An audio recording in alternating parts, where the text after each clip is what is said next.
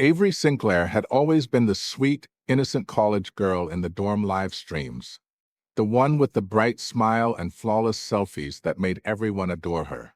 But one fateful day, she accidentally posted content from her secret alt account, steamy, provocative stories she'd been writing in private, onto her main social media feed.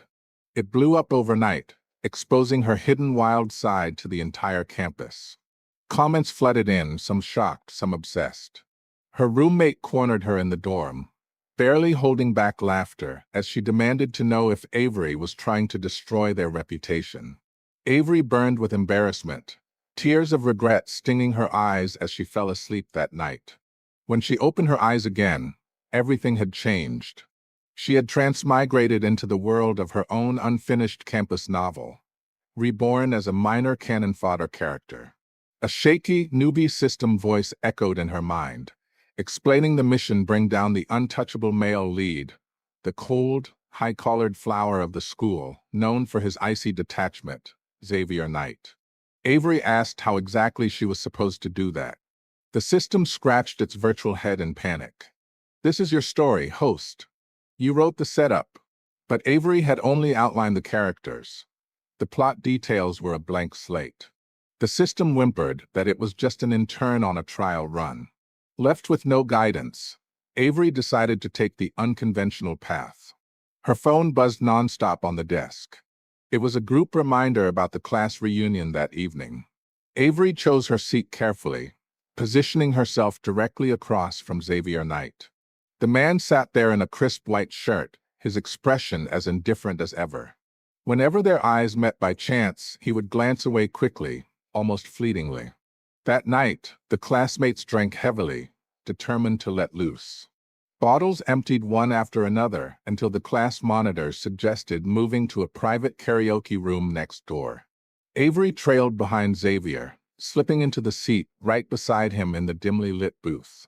His posture remained impeccably straight, his long, elegant fingers resting on his knee. Under the low lights, she let her leg brush against his tailored trousers, intentionally at first, then again. He shifted away subtly, but not before a faint tension rippled through him. A classmate on her other side chattered excitedly about how both she and Xavier had gotten into the prestigious university and shared some classes. Avery smiled and joined in, downing drink after drink until her cheeks flushed pink and her eyes glazed over with feigned drunkenness. In reality, she was sharper than ever. As the room emptied out, Xavier remained.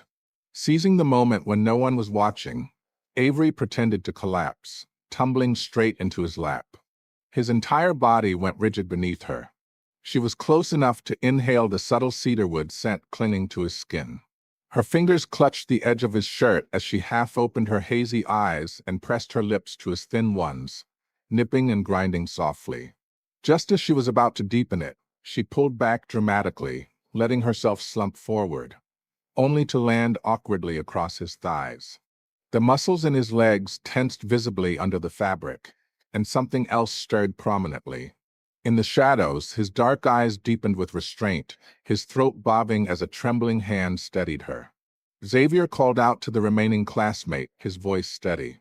"She's drunk. I live near her place. I'll take her home." The friend hesitated but eventually agreed when Xavier didn't object to company. In the car, Xavier recited Avery's address perfectly. She wondered how he knew, but he explained calmly that he lived nearby. With others present, she behaved, closing her eyes quietly until morning.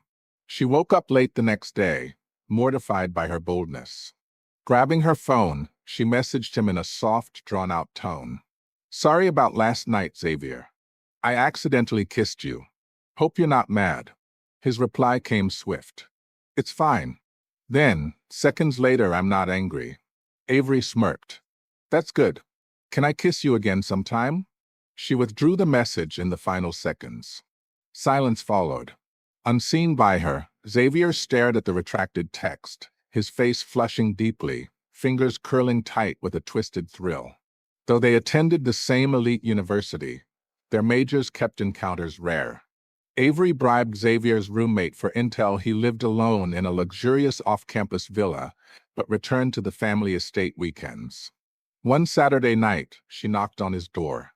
Xavier answered, hands in pockets, his cool eyes flashing with brief intensity before masking it. Avery lowered her head shyly. "Sorry to bother you, Xavier. My water's out at home. Can I use your shower?" He froze for a moment. She feigned disappointment, but before she could turn away, he spoke urgently, voice husky.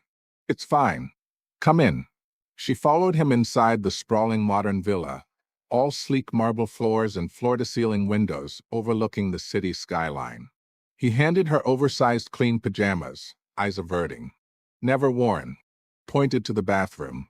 Avery smiled brightly. "Yours worn ones would be fine too." He pressed his lips together. The shower ran, water pattering loudly.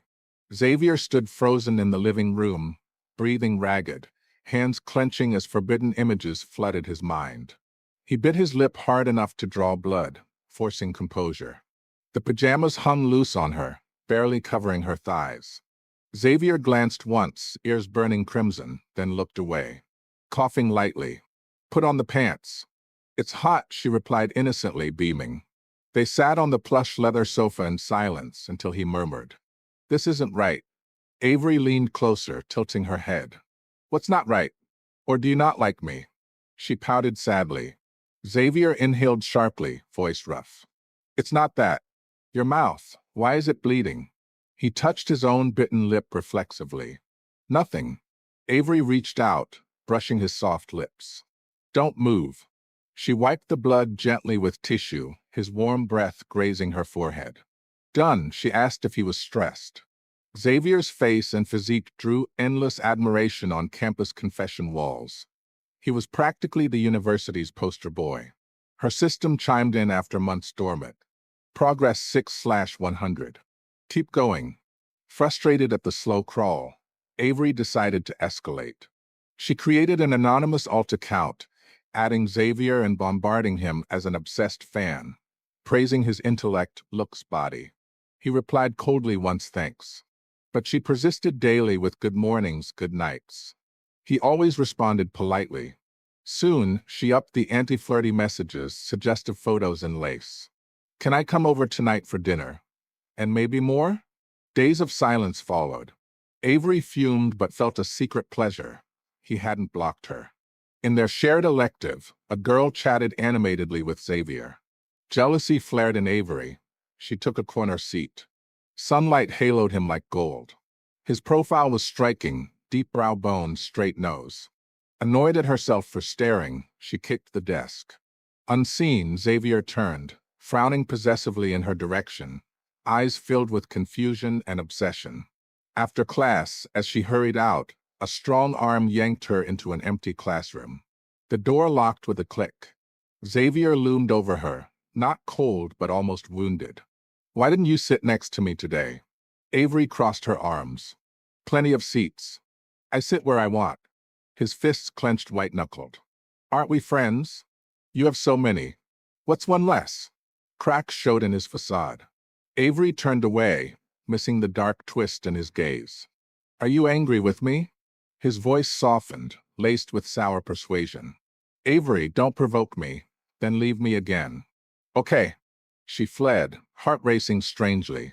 She ghosted him, even stopping the alt messages. Busy with media club work, a tall, broad-shouldered guy leaned against the wall outside, scrolling his phone. Spotting her, his eyes lit up. "Avery, your campus is huge. Took forever to find you." Then, drawling, "Missed my girlfriend." Avery blinked. "I don't have a boyfriend." The guy, Christian Grey, heir to a billionaire empire, childhood friend who'd been abroad, grinned lazily in his black jacket, silver hair tousled. "You forgot already? 3 months abroad and you ditched me?" Memories rushed back, growing up together, playful promises. Christian pursued her boldly now. Flashy supercars pulling up daily, different each time, his million-follower account polling fans on winning back his childhood sweetheart. Roommates teased endlessly about the golden circle prince charming her. The system sighed. Progress dropped to 5 out of 100. Swap targets, host. Go for Christian, easier to go home. Touched, Avery agreed. At dinner in a lavish rooftop restaurant overlooking the city lights, She asked outright if he liked her. Christian blushed faintly. That obvious? If you don't, I'll stop. Wait till you like me a bit. But words stuck in her throat, Xavier's cold face haunting her. Avery, mind if I join? Xavier's deep voice cut in. His long fingers pulled out the chair beside her. Christian remained composed. And you are? Avery introduced awkwardly a friend. Christian hummed coolly. Never mentioned you. Tension simmered through dinner, subtle barbs flying. When Avery excused herself to the restroom, the air turned icy. Christian's face hardened. Back off. She's mine. Xavier smirked mockingly. Who are you to her? Childhood friend? Pathetic guard dog. Christian leaned in. Ever heard of first love? Xavier's eyes gleamed with scorn. First love loses to the one who arrives. We've kissed. She initiated it. Avery returned to see Christian gripping Xavier's collar. She rushed over, glaring. Let go. Christian released, hurt flashing. Your friend is rude. Xavier looked wronged. Don't lie about me. Avery snapped at Christian. I know Xavier. Why be so aggressive? Christian stormed off, eyes red with rage. Alone, Avery soothed low-pressure Xavier. You okay? He smiled faintly. I'm fine. But stay away from that guy. He's dangerous. Then apologetic sorry if I overstepped. He offered water. It's late. Let me drive you home. In his sleek Maybach, exhaustion hit. She dozed off, dreaming of soft, teasing touches on her lips, numbing addictive. Waking, her body ached strangely. Chains clinked as she shifted. Ankles and wrists bound in soft but unyielding restraints on silk sheets. Panic rose. This was Xavier's villa, the opulent master bedroom with panoramic views of his private estate grounds. She yelled his name. The door opened. Xavier entered in casual homeware, still exuding innate dominance and wealth. Avery, you're awake. He approached calmly, pulling her into a crushing embrace, cedarwood overwhelming. His nose nuzzled her neck possessively. She struggled angrily. You drugged me. Just a mild sedative, he murmured matter-of-factly. Who gave you permission to flirt with other men, baby girl? His eyes reddened, voice hoarse with obsession. She's mine. Every curve, every sigh. She belongs only to me. Avery's mind reeled. The untouchable flower was a twisted, possessive alpha male? He kissed her cheek coolly. Flirt only with me. Okay, little wife? She turned away, cheeks burning. I won't. He chuckled darkly. Is that so? Those lace photos. The harassment from your alt. Avery paled. How? He smirked. Your legs are unforgettable, baby girl. Hard not to recognize. Under her pleas, he unbound her reluctantly. If you skip classes, give me $5 million and a Panamera, maybe I'd consider captivity. His body stiffened with hidden joy. Really? She kicked him playfully. Dream on. Xavier ruffled her hair, low laugh rumbling. You dream big too, good girl. She's mine to ruin, mine to protect. Touch her and die. Back at school, life normalized outwardly. But jealousy brewed. Her roommate Tang spread rumors, sabotaging Avery's scholarship subtly out of envy. Worse, Tang posted gushingly about working closely with Minister Xavier, calling him gentle, not cold at all. Fury ignited in Avery. In their elective, Xavier sat beside her confidently, drawing stares. She shifted uncomfortably. He glanced sideways, eyes darkening with that familiar obsessive gleam. In the end, Avery pulled him down from his pedestal, not by destruction, but by binding him eternally to her. Their heir would come soon, sealing the possessive husband's claim in a world of penthouses, yachts, and unending dark desire. She's mine. Every breath she takes belongs to me. Forever.